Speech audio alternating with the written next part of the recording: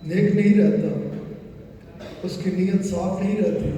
تو یہ اس کے اپنے نفس کی طرف سے ہوتا ہے۔ اس لیے اس چیز کو ہمیشہ ذہن میں رکھیں کہ جب بھی کسی بھی وقت، کیونکہ شیطان ہمارا بڑا کھلا دشمن ہے، یہ ہمارے رب نے بڑے واضح طور پہ فرما رکھا ہے کہ وہ تمہارا کھلا دشمن ہے،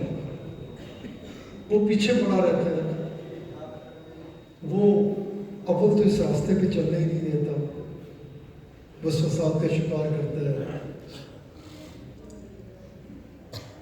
ایمان پہ ڈاکہ ڈالنے کے لیے ہر وقت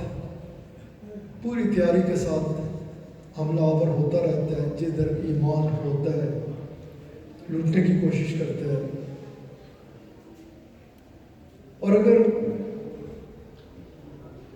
اس کے کرم سے، اس کے فضل سے بندہ اس راستے پہ چل پڑتا ہے تو پھر وہ اس کے پیچھے لگا رہتا ہے، وہ اس کے پیچھے نہیں لگتا کہ جو اس راستے سے دور ہے، کیونکہ اس نے مہلت دی اسی چیز کی دی۔ خانقاہی نظام سے تعلق ہے کہ قبلہ صاحب تشریف لائیں گے، خطاب ان کا ہوگا، میں مختصر سی باتیں آپ سے کر رہا ہوں کہ یہ نظام لے کے کدھر جاتا ہے، اس نظام میں ہمیں ملتا کیا ہے، روشنی کیا ملتی ہے۔ اور اس حوالے سے دربار رسالت معاد صلی اللہ علیہ وآلہ وسلم آپ کی طرف نگاہ رکھنا، آپ کے دربار پاک سے روشنی لینا، اور اس چیز کو ذہن میں رکھنا کہ ہمارے رب نے جو فرما رکھا ہے کہ جو رسول اللہ صلی اللہ علیہ وآلہ وسلم تمہیں دیں وہ لے لو،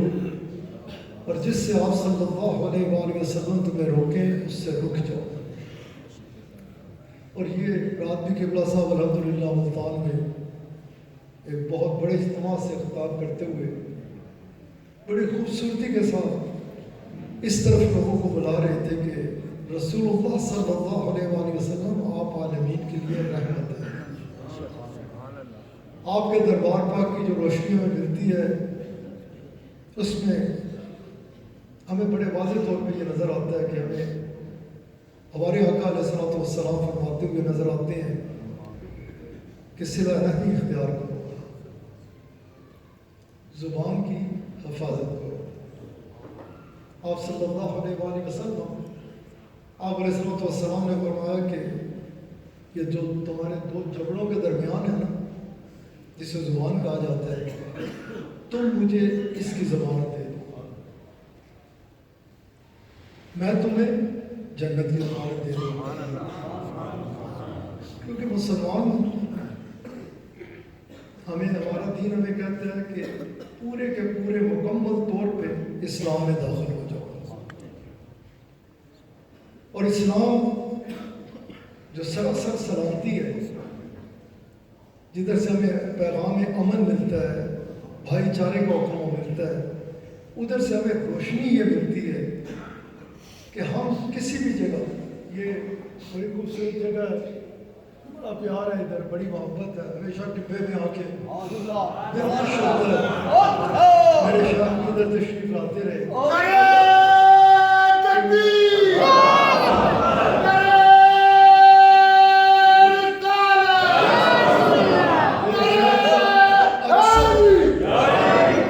دورہ ادھر ہوتا رہا،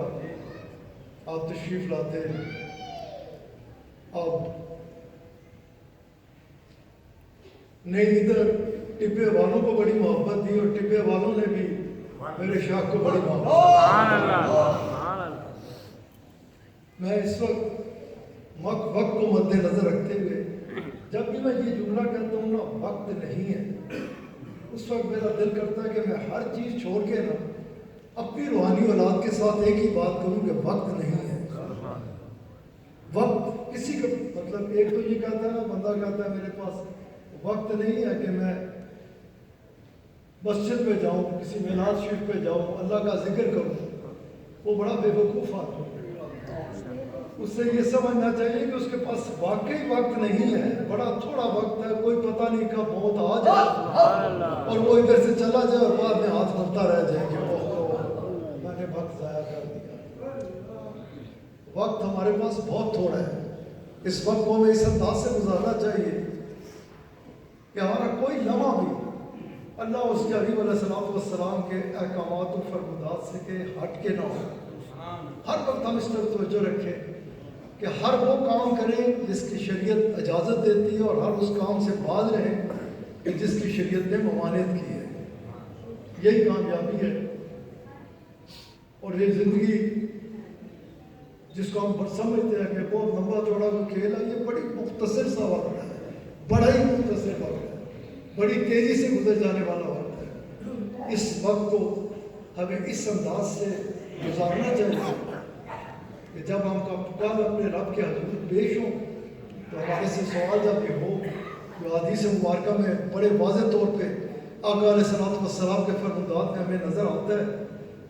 کہ آپ صلی اللہ علیہ وآلہ وسلم فرماتے ہیں کہ اس وقت جب بندے نے اللہ کے حضور پیش ہونا ہے، اس سے ایک ایک لمحے کا جواب دینا ہے کہ جوانی کیسے گزاری، کسی بھی مقام پر تھا، جو ذمہ داریاں تھیں ان کو کیسے نبھایا، کس انداز سے وقت گزارا۔ جب تک ایک ایک وقت ایک ایک لمحے کا حساب نہیں دے گا ادھر سے آگے نہیں جائے گا۔ سب سے پہلے تو ہمیں اس چیز کی ضرورت ہے کہ ہم اس چیز کو ذہن میں رکھیں کہ ہمیں یہ زندگی خوش بھی نہیں ہے، ہمیں موت کا ذائقہ چکھنا ہے اور اس کے بعد ہمیں دوبارہ اللہ تعالیٰ نے اپنے کرم کے ساتھ ہماری دوبارہ پیدائش ہونی ہے، دوبارہ ہم نے اٹھنا ہے، دوبارہ ہمیں زندگی دی جائے گی۔ اور جب دوبارہ زندگی شروع ہوگی تو اس زندگی میں یہ جو زندگی ہے، یہ جس کے بارے میں کہا گیا نا کہ دنیا آخرت کی کھیتی ہے، ادھر جو کچھ کیا، جس انداز سے زندگی گزاری، ادھر کھڑے ہو کے سب سے پہلے یہی بتانا ہوگا کہ کیا کیا۔ اور یہ ذہن میں رکھیں کہ اللہ کریم کے حضور جس طرح نقیب کو 1 to 1 کھڑے ہو کے جواب دینا ہے، اسی طرح آپ سب کو بھی جواب دینا۔ یہ ہر وقت انسان کے ذہن میں رہے نا کہ مرنا ہے، مرنے کے بعد حساب دینا ہے، تو پھر وہ یہ جو کتابچہ ہے اس کی طرف بہت نگاہ رکھتا ہے، بہت زیادہ خیال رکھتا ہے۔ وہ اپنا حساب کتاب پہلے ہی، اس دن جب حساب کتاب ہو اس سے پہلے اس حساب کتاب کی طرف اس انداز سے نگاہ رکھتا ہے کہ اس حساب میں کہیں میرے سے کوتاہی نہ ہو، کہیں میرے سے کوئی ایسی چیزیں نہ ہوں کہ جو جن کی وجہ سے کل مجھے وہاں پریشانیاں کا سامنا کرنا پڑے۔ میرے پیر و مرشد، میرے شیخ کامل، میرے ہادی و رہنما، آپ اکثر فرمایا کرتے ہیں، اور بڑے بڑے شخصیات نے، ہستیوں نے یہ فرمایا ہے کہ انسان جب دنیا میں آتا ہے، جب بچہ آتا ہے تو بچہ اس وقت روتا ہے، اس وقت اس کی یہ کیفیت ہوتی ہے کہ وہ رو رہا ہوتا ہے، آمد کے ساتھ ہی اگر نہیں روئے تو ڈاکٹر کہتے ہیں اسے کسی طرح رواؤ تاکہ اس کا صاف ہو جائے گلا وغیرہ۔ وہ روتا ہے، گرد و نواح جتنے ہوتے ہیں، جیسا جیسا رشتہ ہے، ماں باپ، دادا دادی، نانا نانی، جتنے جتنے قریب کے رشتہ دار ہیں وہ بہت خوش ہو رہے ہوتے ہیں کہ ہمارے پاس ایک نیا مہمان آ گیا، ہماری فیملی میں ایک نئے ممبر کا اضافہ ہو گیا۔ وہ خوش ہوتے ہیں، بچہ ہوتا ہے۔ دنیا میں قبلہ عالم رحمۃ اللہ علیہ اکثر فرمایا کرتے ہیں کہ اپنے وقت کو ایسے گزارو کہ جب تم جاؤ نا، آگے جا رہے ہو، جدھر جانا ہے سب نے جانا ہے، جب تم موت کا ذائقہ چکھو، جب تم ادھر سے رخصت ہو رہے ہو، اس وقت تم خوش ہو اور ہر بندہ رو رہا ہو۔ تم آئے تھے، تم رو رہے تھے، کدھر آ گیا، کس امتحان گاہ میں آ گیا، اور اس کے لیے آپ کو پتہ ہے بڑی بڑی شخصیات بڑی بڑی ہستیوں نے خلفائے راشدین فرماتے ہوئے نظر آتے ہیں کاش ایک درخت ہوتا کاٹ دیا جاتا جلا دیا جاتا سامنا تو نہ دینا ہوتا کاش گھاس کا ایک کا ہوتا انسان کو اپنے ایک ایک عمل کا آگے جواب دینا ہے مسئلہ یہ ہے کہ ہم اس طرف توجہ رکھیں جب آیات مبارکہ نازل ہوتی نا کہ ایک ایک چیز کا جواب دیا جائے گا پوچھا جائے گا ذرے برابر خیر بھی سامنے ہوگی اور ذرے برابر شر بھی سامنے ہوگا صحابہ کرام ہم تو پڑھ جاتے ہیں روانی میں دن میں 10 دفعہ پڑھ لیتے ہیں قرآن کریم کی ان آیات کو لیکن جب حضرت عمر رضی اللہ تعالیٰ حضرت سیدنا صدیق اکبر رضی اللہ تعالیٰ یہ پڑھا کرتے تو رویا کرتے تھے کہ میں تو ایک لمحے کا حساب نہیں دے سکتا یہ جو حکم ہے کہ ایک ایک رائی برابر جو جتنا وقت گزارا ہر شر کا بھی ایک ایک کا جواب دینا ہوگا اور ہر خیر کا جواب تو میں کیسے جواب دوں گا ہماری توجہ اس طرف ہونی رہنی چاہیے کہ ہم نے جواب دینا ہے اور اس کے لیے ہر وقت اس چیز کو ذہن میں رکھیں کہ ہم نے مرنا ہے موت نے آنا ہے اور جب اس سے آگے جانا ہے تو ایک ایک چیز کا جواب دینا ہے ایک ایک چیز کی طرف خیال رہے کہ کہیں کسی جگہ میرے سے کچھ ایسا کام تو نہیں ہو رہا کہ جس کی وجہ سے میں پھنس جاتا ہوں خیر جو میں بات کر رہا تھا کہ ہمارا خوبصورت دین ہمارے آقا علیہ الصلوۃ والسلام آپ تو ہمیں ہماری بڑی خوبصورت رہنمائی فرماتے ہیں بہت خوبصورت آپ صلی اللہ علیہ وآلہ وسلم آپ کا جو یہ فرمان مبارک ہے ادھر ایک حدیث مبارک پہلے اور بیان کر کے تیزی سے اپنی بات کو سمیٹ لوں تقریباً علماء کرام سے آپ اکثر سنتے ہوں گے کہ رسول اللہ صلی اللہ علیہ وآلہ وسلم آپ علیہ الصلوۃ والسلام نے کہا کہ تمہارے جسم کا ایک حصہ ہے جس کے ساتھ سارا دار و مدار ہے اگر وہ ٹھیک ہے تو سب ٹھیک ہے اگر کوئی ٹھیک نہیں تو کچھ بھی ٹھیک نہیں ہے صحابہ کرام رضوان اللہ تعالی علیہم اجمعین نے دربار رسالت مآب صلی اللہ علیہ وآلہ وسلم میں عرض کی کہ یا رسول اللہ صلی اللہ علیہ وآلہ وسلم ہمارا باپ اور ماں پہ قربان وہ جسم کا کون سا لوتھڑا ہے کون سا حصہ ہے کون سا ٹکڑا ہے آپ علیہ الصلوۃ والسلام نے فرمایا وہ تمہارا دل ہے آپ صلی اللہ علیہ وآلہ وسلم کے اس فرمان مبارک کے بعد آپ کا اس حوالے سے ایک اور فرمان مبارک بھی نظر آتا ہے آپ فرماتے ہیں کہ جیسے لوہا زنگ پکڑتا ہے اسی طرح دل بھی زنگ پکڑتا ہے